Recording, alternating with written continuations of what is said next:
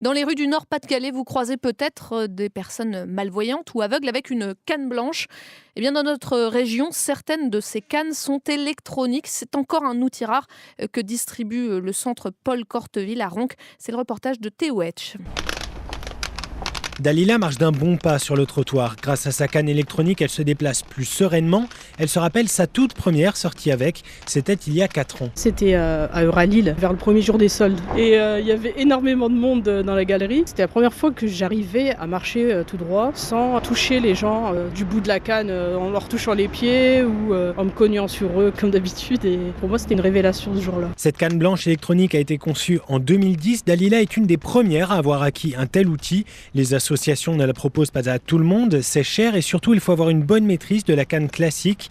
Delphine Vitran est instructrice de locomotion au centre Paul Corteville à Ronques, un des 5 centres en France à proposer la canne électronique. C'est un produit qui coûte aux alentours de 1 000 €, mais qui est donné gratuitement aux personnes déficientes visuelles. Donc c'est l'association qui prend en charge cet outil, à la fois au niveau de la formation qui dure 2 semaines et à la fois au niveau du suivi annuel qu'on propose auprès des personnes pour être sûr qu'elles continuent à bien s'en servir dans le temps. Et depuis l'année dernière, une nouvelle génération de cannes électroniques a vu le jour, avec un laser à la place des infrarouges qui détecte mal, par exemple, les objets sombres. Elle permettra aussi d'anticiper les obstacles jusqu'à 12 mètres. Cette canne blanche électronique distribuée par 5 établissements seulement en France, dont celui de Ronques.